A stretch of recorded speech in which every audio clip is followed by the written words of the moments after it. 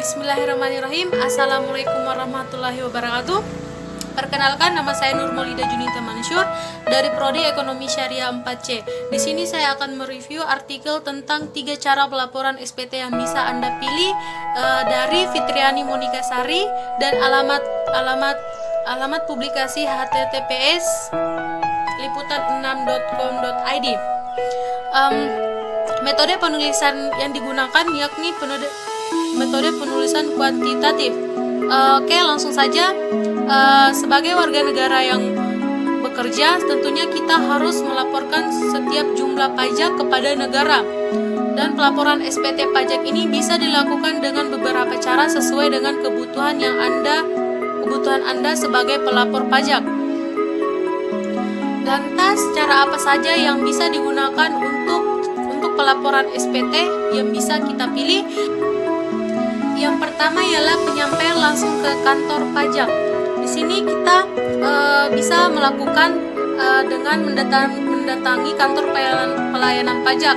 Untuk penyampaian dengan cara ini, wajib pajak harus datang membawa laporan SPT yang sudah diisi sesuai dengan cara pelaporan pajak. Nah, laporan SPT ini nantinya harus diterima oleh petugas pajak dan wajib pajak akan mendapatkan bukti serah terima laporan pajak tersebut. Bukti serah ini sebaiknya jangan dibuang dulu karena sewaktu-waktu akan digunakan dan dibutuhkan oleh Anda ataupun kantor pajak. Yang kedua ialah penyampaian melalui pos atau ekspedisi. Jika Anda sibuk dan tidak bisa datang secara langsung ke kantor pelayanan pajak, maka kita bisa melakukan melalui pos atau ekspedisi. Pengiriman laporan pajak ini nantinya diarahkan ke kantor pelayanan pajak yang kita mendapatkan nomor pokok wajib pajak atau NPWP. Pelaporan melalui pos ini dilakukan dengan mengirimkan SPT yang Anda miliki melalui amplop yang tertutup. Dalam amplop tersebut juga harus memuat lembar informasi bertuliskan nama WP, nomor pajak wajib, nomor pokok wajib pajak atau NPWP, tahun pajak, status SPT tahunan, jenis SPT tahunan, nomor telepon, pernyataan, dan tanda tangan WP. Tanda bukti kirim dan penerima surat yang ada nantinya akan dianggap bukti serah diterima laporan pajak. Cara pelaporannya pun sangat mudah dan tidak memakan banyak waktu. Langkah pertama adalah wajib pajak mendaftar diri untuk mendapatkan Electronic Filing Identification Number atau EFIN di kantor pelayanan pajak. Setelah mendapatkan EFIN, selanjutnya wajib pajak tinggal mendaftar di laman https dijeponlinepajak.go.id untuk melaporkan SPT secara online.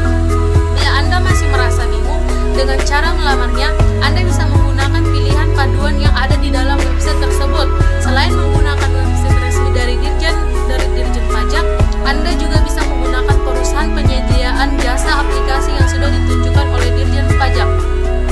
Nah, dengan pilihan bermacam-macam seperti yang tadi saya jelaskan, tentunya akan semakin memudahkan kita melaporkan pajak setiap tahunannya.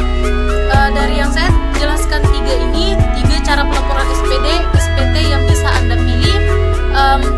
Oke, kesimpulan dari artikel yang saya baca tadi ialah bagaimana cara pelaporan SPT yang Anda pilih dan tentunya akan semakin memudahkan kita dalam melaporkan pajak setiap tahunnya.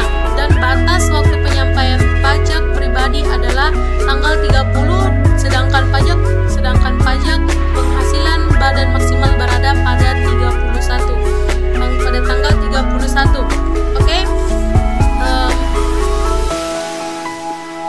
Oke, di sini materi yang berhubungan tentang artikel ini yakni SPT penyotoran dan pelaporan pajak. Kaitannya dengan perkuliahan perpajakan, yakni di sini artikel ini saling berkaitan karena di sini membahas tentang bagaimana cara pelaporan SPT. Oke, itulah tadi review 3 cara pelaporan SPT yang bisa Anda pilih dari Fitriani Monika Sari. Itulah yang bisa saya jelaskan. Terima kasih sebelumnya, mohon maaf bila ada salah kata. Saya akhiri dengan wassalamualaikum warahmatullahi wabarakatuh.